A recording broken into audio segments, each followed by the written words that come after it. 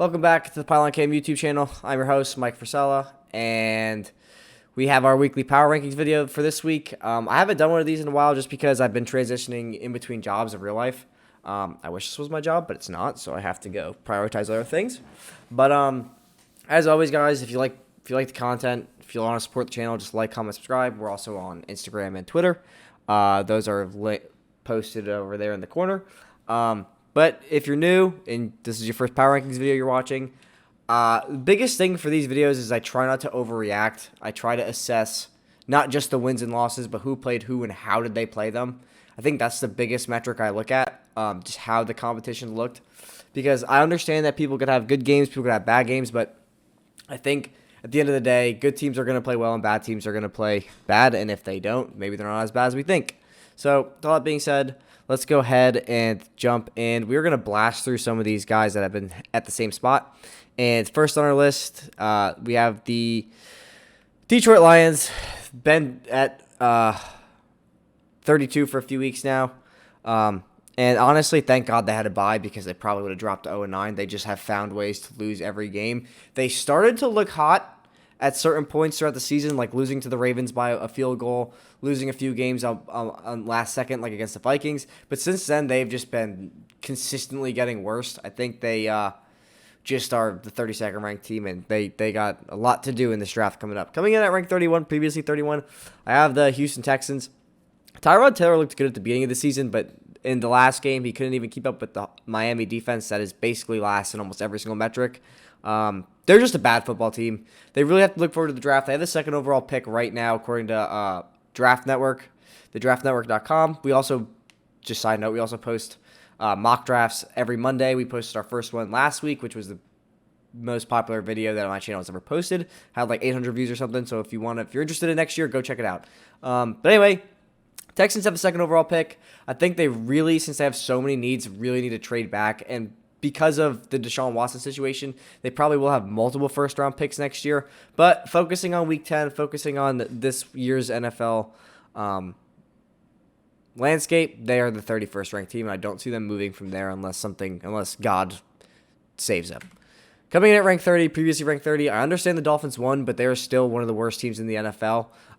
Their defense was supposed to be great. It is almost in dead last in every single metric. I get they beat the Texans, but the Texans are the 31st ranked team, so not really too much to talk about there. I will say, though, Tua hasn't played bad. I know he missed the last two games or just this game, and he's going to miss the game tonight with his finger injury, but I don't really think that matters that much. Coming in at rank 29, previously rank, let me look at my list. 1 second. Previously ranked 26. Yes, previously ranked 26. Washington's just bad. Ron Rivera is really not as good of a coach as we all thought. Their defense has vanished off the face of the earth. And Taylor Heinecke, that's one of the takes that I've been spot on about. Taylor Heinecke. People wanted him to be this Cinderella story, but realistically, it just was never going to happen. If you watch any of his games, he's a one-read quarterback. He looks at Terry McLaurin if he's not open. He looks at Logan Thomas if Logan Thomas or Ricky Seals-Jones isn't open. He throws to the other guy, and if both of them aren't open, he throws to one of them anyway. Washington and the Antonio Gibson experiment has seriously failed. They're at 29, previously 26. Moving up, two spots. Yeah, no, one spot. My bad. Jacksonville Jaguars. Impressive win over the Bills. I think the most impressive part about it was being able to shut down the Bills' offense. The Bills' offense has really struggled to run the ball. They really can't run outside of Josh Allen. Zach Moss is in concussion protocol. But I've been saying this about the Jaguars. They do get better every week. They had a very close game against the Bengals on Thursday night a few weeks ago. They get better every single week. And the most impressive thing about this win, which is I actually should have moved them 1 or 2 spots higher, they won without James Robinson, who is their best player. I'm not going to say arguably, he is their best player, at least on offense. So I really like I'm really happy for the Jaguars. I like the Jaguars a lot. Happy for them. They get better every week, so nothing more to say there. Coming in at ranked 27, previously ranked 28, I have the New York Jets. I know they lost to the Colts, but they still were able to score 30 points. This is the second week they've scored over 30 points, and they didn't do that once with Zach Wilson. I think with Mike White drove down on the Colts, which was very impressive because the Colts have a very good defense and are very well coached, in my opinion. I was impressed. I keep getting impressed more and more with the Jets, ironically, since Zach Wilson has been gone. So we'll see. I think when Zach Wilson's healthy, if Mike White can win another game or keep it close, score another 30 points, they might let Zach Wilson sit on the bench for the rest of the season and just watch, which really isn't – it's not a bad situation for the Jets to be in, to have your franchise guy stay out of harm's way and to learn from someone who is a 4-year veteran, even though he only has 2 career starts. But, yeah, Jets at 27, previously 28. Coming in at rank 26, previously 25, I have the Carolina Panthers. The Panthers have won one game out of their last 5. They started off 3-0. Or no, out of their last 6, excuse me. They've dropped 5 games. They brought in Cam Newton as of today. Like we do podcasts every Thursday on this channel. I talked about it on the podcast. I don't know how that helps. I don't think Cam Newton turns any of the games that were coming up that were viewed as losses. I don't think he flips any to wins. This defense is great. I think the Panthers are kind of shot, though, for this year. Probably would have went with P.J. Walker, potentially. I don't know. I just don't know what Cam Newton he adds to this offense besides being mobile and having experience in the system. But anyway, coming in at ranked 25, previously ranked 27, I have the Atlanta Falcons. Falcons are finding ways to win games, man. They almost blew it to the Saints, but they did come back in the last seconds of the fourth quarter, and Younghoe Koo kicked another field goal. That kid is off. That kid's ice. Like, he is just so clutch for this team. That kid's one of the best kickers in the NFL, I swear. But Falcons have the 7th seed in the NFC, as crazy as that sounds. But the bigger picture of the NFC landscape is there's like the upper echelon of teams that are 8 wins, 7 wins, 6 wins, and then there's the Saints are the only team with 5 wins, and then everybody else has 4 or 3 wins. So we'll see. I don't really believe in the Falcons. Their defense is still really bad. They can't stop a run to save their life. And the Saints have seemingly abandoned Alvin Kamara, which makes no sense. But yeah, Saints at 25, previously 27, moving up. Coming in, ranked 24, previously 24, I have the Eagles. The Eagles, for me, are the hardest team to figure out because some weeks they do some things really well. And then some weeks they do things really bad. So this past week, Jalen Hurts might have had one of his best games of his career, but it wasn't enough to beat the Chargers. And it was a good matchup for the Eagles because the Chargers cannot stop the run, and that's why Jalen Hurts had 60 yards. Jordan Howard went off. Boston Scott went off. All these running backs had great games, and Devontae Smith had a great game. I'm not trying to take anything away from him. But all of these players had great games, but I think it was a very good matchup for the for the Eagles. If the Eagles had pulled it out at home, a game where they should have been looked at as less of underdogs as they were because Los Angeles Chargers have historically struggled at Philly. I really thought that they would be able to pull that out, but because they didn't, I'm going to leave them. I'm not going to drop them for it because the Chargers are a very talented team. I think they're really underrated by everybody else right now. I'm a huge fan of the Chargers this season, but Eagles are staying at 24. It's tough because they beat up on bad teams, but they struggle against good teams. So it's hard to say what are you? That, in my opinion. Coming in at rank 23, previously 23, the Seattle Seahawks. They didn't do anything for me to knock them down, but they didn't do anything for me to move them up. And the thing to me about the Eagles, the Seahawks, they're going to skyrocket after this week, is Russell Wilson is coming back this week. He's going to play against the Packers. I don't think they win that game, but I think the NFC is so close for the wild card that they could definitely make it into the wild card, especially if they win this week. If they win this week, that'll be huge. Huge for Russell Wilson, huge for Seattle, because it kind of reinvigorates their playoff hope, so to speak. But and Chris Carson's coming back for the Seahawks. So I don't know. I really don't know what to make of the Seahawks either. Their defense is horrible. Jamal Adams might be one of the worst safeties in the NFL. He really is a linebacker playing safety. I think the more I watch Jamal Adams and the Seahawks, the more that take is actually true. He's great at getting to the quarterback, but he is just lost in coverage, like absolutely lost. So I don't know. I really don't know what to make of the Seahawks either. They're going to be better. They will creep up to that 16-17 range, in my opinion, the longer Russell Wilson plays and the better competition they beat. Like, if they beat the Packers this week, I have to move them up because the Packers outclassed them in almost every facet.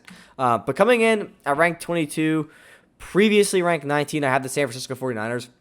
I think for the 49ers, the fact that they got absolutely dismantled by Colt McCoy, and yes, I'm saying by Colt McCoy. Colt McCoy had completed 82% of his passes. That was the highest in the entirety of the NFL. He completed 82% of his passes. Supposed to have a good defense. James Robinson and Eno Benjamin, Chase Edmonds went out during the game or before the game, I forget. James Conner and Eno Benjamin ran all over them.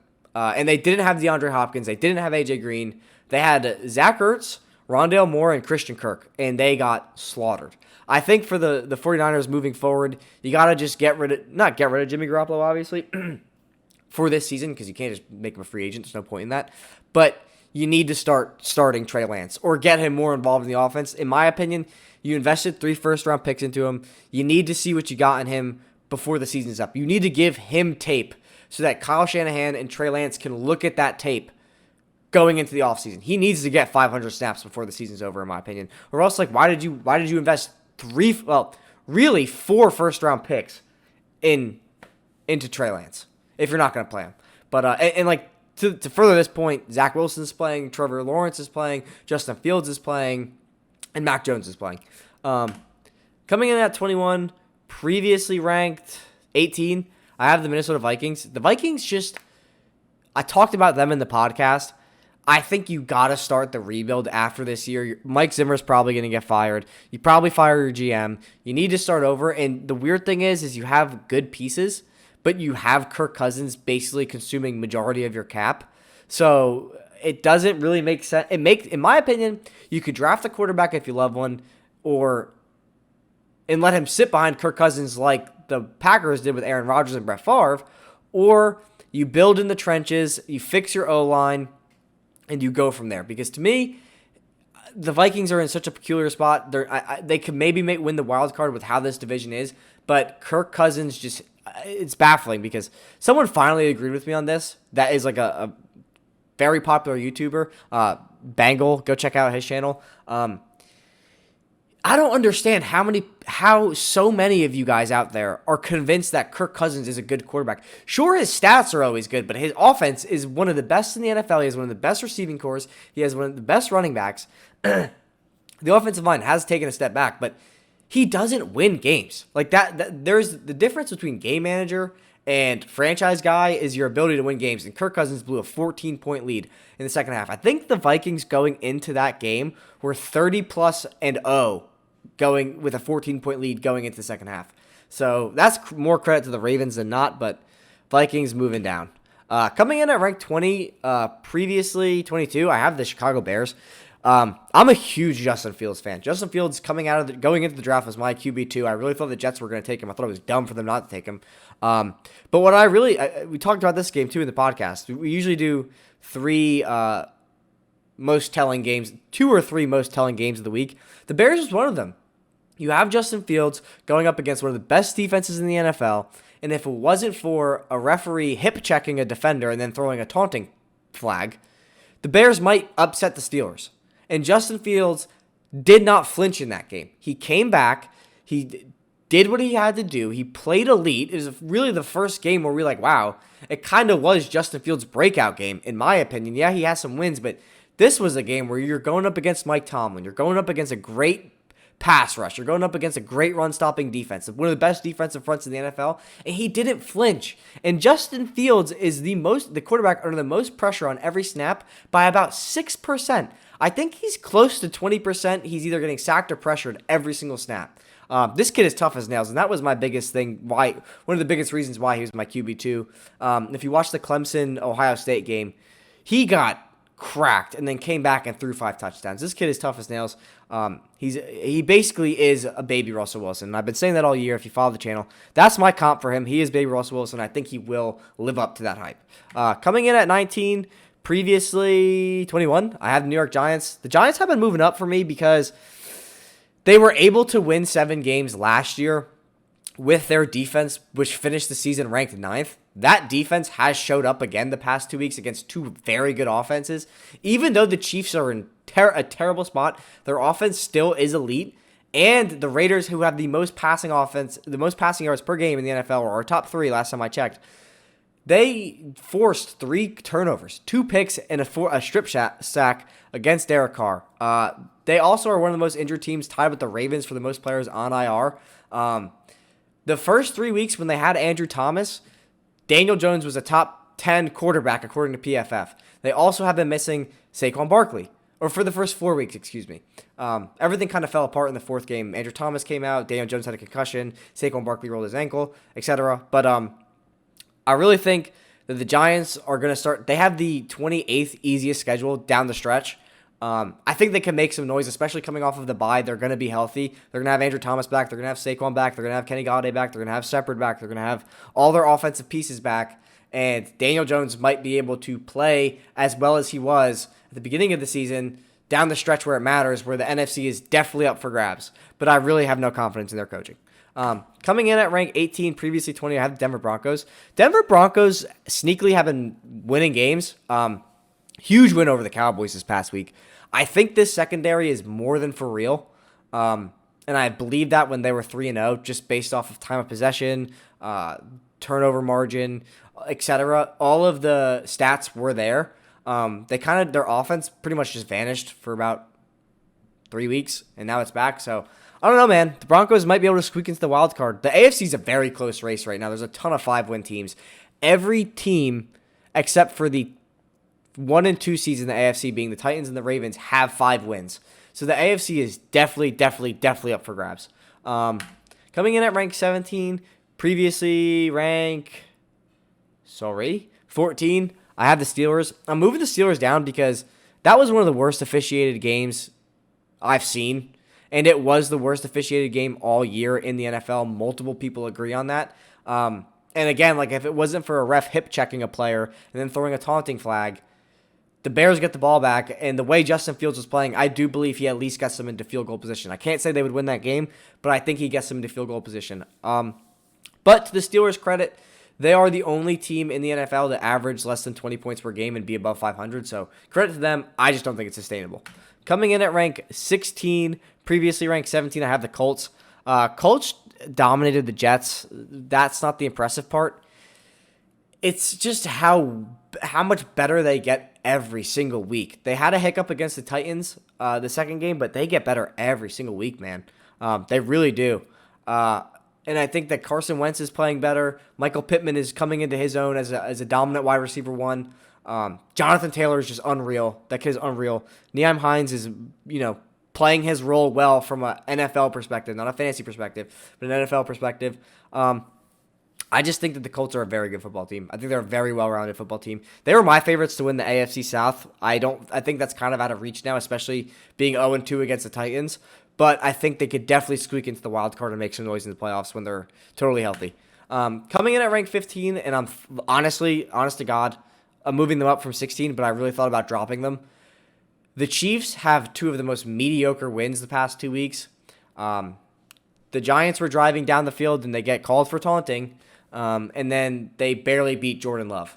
So, yeah, the Chiefs are winning games.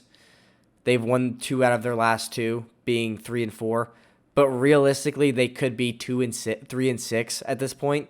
I'm not sold. I think the Chiefs. I don't even have the Chiefs. We did my playoff predictions in the podcast today. I don't have the Chiefs in the playoffs. They have the hardest schedule for the rest of the season. The hardest. I don't think they're going to make it. They just have way too many holes on defense, and Patrick Mahomes has just consistently turned the ball over week in and week out. I don't believe in them. Moving down from 13, I have the Saints. So, in my opinion, Sean Payton should be a top 2 Coach of the Year candidate just with how he's been able to overcome this season with what he has to deal with. He has no receivers. He had Jameis Winston, who actually was playing very well. But now he's dealing with Trevor Siemian, Taysom Hill.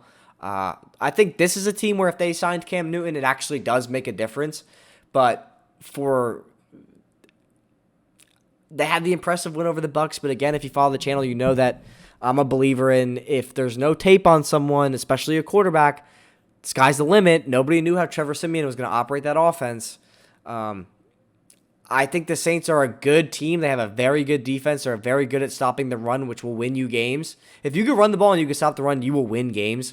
The Saints do both, but I'm a little bit sus of this receiver core, especially because the receiver core is the reason that they are losing games. They just keep dropping passes. They were dropping a bunch of passes from Jameis Winston. Anyways, coming in at 13, previously 11, I have the Bengals. The Bengals have now lost 2 out of their last 2. One humiliating loss to the Browns, and then one to the Jets. So, were the Bengals overhyped? I kind of am starting to believe that. So, tough to make of the Bengals. I still believe in them. I think they could definitely squeak into the wild card, just because I don't know if they'll win the division. They do have a win over the Ravens, but I think when they play the Ravens again, they'll lose. But Bengals are in a rough spot. They just got 40 dropped on them by the Browns. Coming in at rank 12, previously rank 9, I have the Raiders. Raiders just lost to the Giants. I'm telling you, man, Giants are a good defense. They have a very good defense.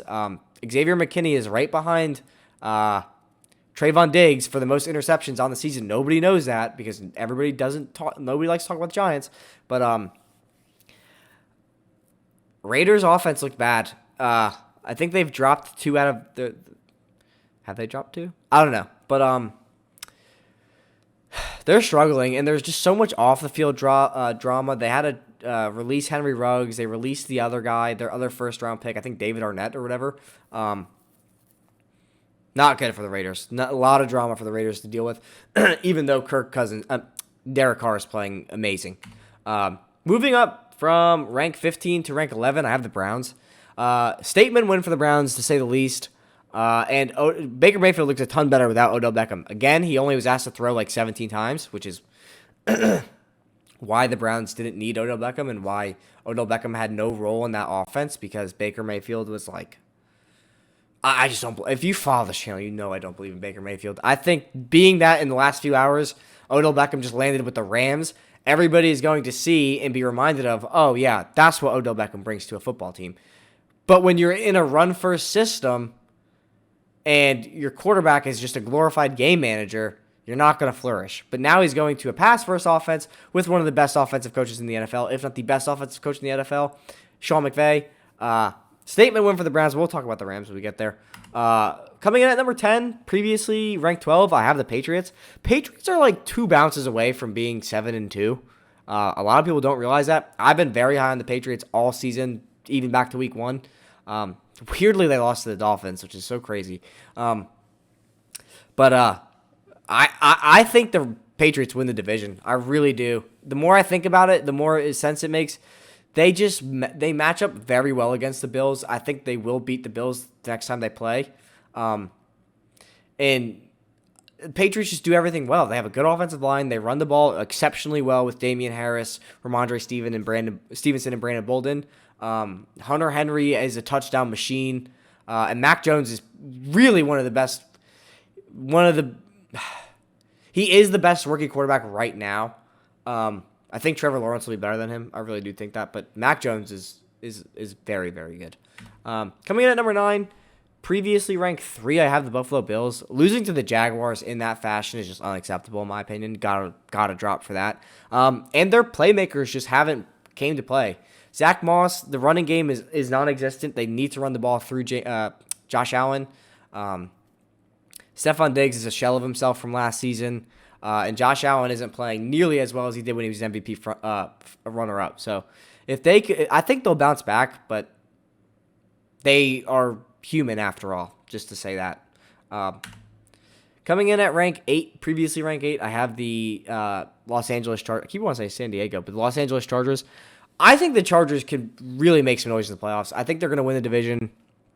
I think that Justin Herbert will be the best quarterback in the NFL in like 2 years. I really do believe that. Rashawn Slater, home run pick in the first round. Asante Samuel, home run pick in the second round. All playing really well. I love this Chargers team, man. I think the biggest weakness they have is not being able to stop the run. They just can't do it to save their lives. And that's why the game with the Eagles was close, in my opinion. But I don't think they'll win the Super Bowl this year just because you need to be able to stop the run to win a Super Bowl. Coming in at rank 7, previously ranked 7, I have the Bucs. Bucs were on a bye, but I love the Bucs, man. I think that they're just going to keep getting better down the stretch. They're so injured in their secondary, like so injured. But I don't think it matters. I think they just got to make it to the playoffs and have everybody healthy by that time, and they're going to be more than okay. They could win though. I think I have them predicted to be the 2 seed when it's all said and done. They have the 29th easiest schedule or 27th easiest schedule, somewhere in there. It's very low, very easy schedule down the stretch. But I don't see any reason to worry about the Bucs. Coming in at rank 6, I have the Dallas Cowboys, previously ranked 4. I think they just came into that game very flat. I think they just assumed they were going to steamroll the Broncos. And Dak had an off night. I'm not going to bash him too much for it, but I think the biggest thing for them is they need to show that they're legit come playoff time.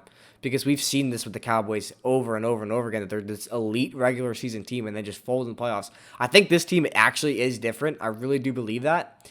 But we'll see, man. We'll see. Coming in at rank 5, previously ranked 6, I have the Baltimore Ravens. The Ravens literally have come from behind in they have won more games from behind than they have led all season. Came back from a 14-point deficit against the Vikings. I just think that the Ravens are slowly becoming, if not are already, my favorites to win the Super Bowl. I just think they do so many things well. Their secondary is very suspect, and they need another edge rusher. But they run the ball well, they pass the ball well, and Rashad Bateman's getting better. And Lamar Jackson's playing better than he did his MVP season, and nobody's talking about him as an MVP candidate, which is absolutely crazy. Coming in at rank 4, previously ranked 5, I have the Los Angeles Rams. They just signed Odell Beckham, and they're virtually unstoppable now. I think they had a bad week against the Titans. I think they didn't know what to expect against that Titans offense, being that it's the first game without Derrick Henry. And they had a bad game. Like, good teams are allowed to have a bad week, but I don't know, man. I think this team has no flaws on it now. Really, I don't. They can run the ball a little bit better, but that's about it. And they need a little bit of depth, but on the O-line specifically. Coming in at rank 3, previously ranked 10, I have the Tennessee Titans. Current 1 seed in the AFC. I just think that the Titans, a huge statement win over the Rams. It was a huge statement win. I'm not sold that it's sustainable. I think that being that it was the first game without Derrick Henry, the Rams didn't know how to game plan for it. But we'll see. They have the 32nd easiest schedule or hardest schedule in the NFL down the stretch. So they got 7 easy games lined up, or 6 easy games lined up, because they haven't had a bye yet. But we'll see. Ryan Tannehill's not having that good of a year either, but that defense came to play. The pass rush was exceptional against the Rams. But coming in at rank 2, previously ranked 1, I have the Green Bay Packers. Packers, to me, they're not moving down because of the loss to the Chiefs. Let me just say that. They're moving down because the team above them is just better than them. It's the only way I could put it. Even though they beat them. Actually, maybe I should have kept the Packers at 1. But I moved them down for this week. They'll probably bounce back and move back up to 1 next week. But I think the number 1 team's win was just that impressive that I had to move them up to number 1, and that is the Arizona Cardinals. Arizona Cardinals just demolished the San Francisco 49ers with Colt McCoy, Rondale Moore, Christian Kirk, Zach Ertz, James Conner, and Eno Benjamin. I mean, and like, this was my take when Derrick Henry was playing, and I said Derrick Henry should be the unanimous front runner for MVP. If you take Kyler Murray off the Cardinals, they're still going to win games against good teams. They're that talented. The impressive thing about this is I'm a big doubter of Cliff Kingsbury, but he pieced together an offensive scheme, an offensive script, where they had Colt McCoy complete 82% of his passes. That's impressive to me. But anyway, that's going to do it for this video. Thanks so much for watching. Please like, comment, subscribe, do all that good stuff. We have content out every week. Next video coming out will be on Monday. That'll be the mock draft. Mock draft Monday. If you're interested in next season, if you're interested in next year's prospects, go ahead and check that out. Check us out on Instagram. Check us out on Twitter. We post content, tweet all the time, post pictures on Instagram all the time. Check out our podcast on Spotify, the Pylon Podcast, and check out our podcast on YouTube. But that's going to do it for this video. That's going to do it for me. We'll catch you in... Oh, and fantasy stuff will be rolling back out. I've been really behind on that. I've transitioned... Like I said, I'm transitioning between jobs, so I'm trying to figure out my schedule. But anyway, that's going to do it for this video. Check out our other stuff, and I'll catch you in the next one. Peace!